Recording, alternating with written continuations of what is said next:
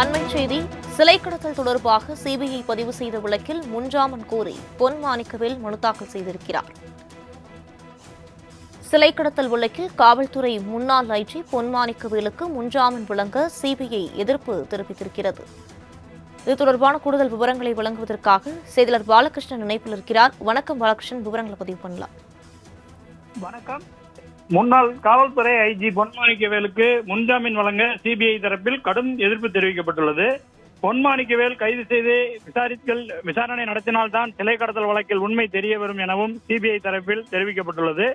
சிலை கடத்தல் வழக்கில் முன்னாள் காவல்துறை அதிகாரி காதர் பாட்ஷாவை பொய்யாக இந்த வழக்கில் சேர்த்துள்ளார் எனவும் சிபிஐ தரப்பில் குற்றச்சாட்டு எழுப்பப்பட்டது.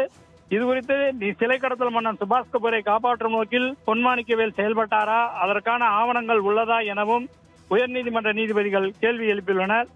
சிலை கடத்தல் வழக்கில் தன் மீது சிபிஐ பதிவு செய்யப்பட்ட வழக்கில் முன்ஜாமீன் கோரி முன்னாள் ஐஜி பொன்மாணிக்கவேல் மனு தாக்கல் செய்திருந்தார். இந்த மனுவில் நீதிமன்றம் சிலை கடத்தல் வழக்கை டிஐஜி தரத்திற்கு குறையாத அலுவலரை கொண்டு விசாரணை மேற்கொண்டு நீதிமன்றத்தில் அறிக்கை தாக்கல் செய்ய உத்தரவிட்டிருந்தது.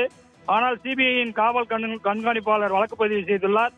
அதற்கு அவருக்கு அதிகாரம் இல்லை. அவ்வாறு இருக்கை அவர் மீது வழக்கு பதிவு செய்து ஏற்கத்தக்கதல்ல, சட்டவிரோதமானது. தவறு செய்ததாக அறிக்கை அளிக்கப்பட்டால் விசாரணை நீதிமன்றம் முடிவு செய்யும். சிபிஐ எனது வீட்டில் நுழைந்து பொருட்களை கைப்பற்றியது சட்டவிரோதமானது. என் மீதான நன்மதிப்பை குலைக்கும் விதமாக இது உள்ளது எனவும் இந்த வழக்கில் எனக்கு முன்ஜாமீன் வழங்க வேண்டும் எனவும் தெரிவித்திருந்தார். இந்த வழக்கு இன்று நீதிபதி பரத சக்கரவர்த்தி முன்பு விசாரணைக்கு வந்தது.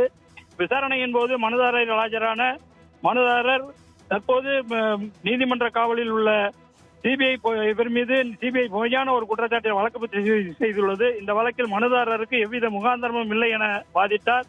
டிஎஸ்பி காதர் பாட்ஷா தரப்பில் பொன்மாணிக்கவேலுக்கு ஜாமீன் வழங்கக்கூடாது என இடையீட்டு மனு தாக்கல் செய்யப்பட்டது. இந்த வழக்கில் முன்னாள் டிஎஸ்பி தரப்பில் ஆஜரான வழக்கறிஞர் வாதாடுகையில் பொய்யான குற்றச்சாட்டில் முதல் தகவலை அறிவிக்கப்பட்டு இந்த டிஎஸ்பி மீது வழக்கு பதிவு செய்யப்பட்டார். எனவே இவருக்கு முன்ஜாமீன் வழங்கக்கூடாது என வாதிட்டார். சிபிஐ தரப்பில் ஆஜரான மூத்த வழக்கறிஞர் சீனிவாசன், இந்த வழக்கு மிகவும் முக்கியத்துவம் வாய்ந்த வழக்கு. தமிழகத்தில் கடத்தப்பட்டு பல்வேறு நாடுகளுக்கு விற்பனை செய்யப்பட்டுள்ளது.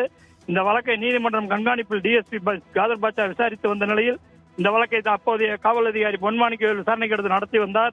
தற்போது சுபாஷ் கபூர் இந்த விசாரணையில் தண்டனை பெற்று சிறையில் அடைக்கப்பட்டுள்ளார். அவரை பாதுகாக்கும் வகையில் பொன்மாணிக்கவேல் செயல்பட்டுள்ளார் எனவும் முகாந்திரம் இருந்ததன் அடிப்படையில் அவர் மீது வழக்கு பதிவு செய்யப்பட்டுள்ளது எனவும் தெரிவித்தார். இந்த வழக்கில் இவரை கைது செய்து விசாரணைக்க வேண்டும் என தெரிவித்து கடும் எதிர்ப்பு தெரிவித்தனர். இதை பதிவு செய்த நீதிபதி இந்த வழக்கில் சுபாஷ் கபூருக்கு ஐஜி பொன்மாணிக்கவேல் நேரடியாக உதவி செய்ததற்கான ஏதேனும் ஆதாரங்கள் உள்ளதா எனவும் சிபிஐ தரப்பில் இதற்கான ஆவணங்கள் இருந்தால் சீலிடப்பட்ட கவரில் நீதிமன்றத்தில் ஒப்படைத்தனர். சீலிடப்பட்ட கவரில் உள்ள ஆவணங்களை படித்து பார்த்து வழக்கு விசாரணை தொடரலாம் என கூறிய நீதிபதி இந்த வழக்கு விசாரணையை நாளைக்கு ஒத்திவைத்து உத்தரவு பிறப்பித்துள்ளார். விரிவான விவரங்களுக்கு நன்றி பாலகிருஷ்ணன்.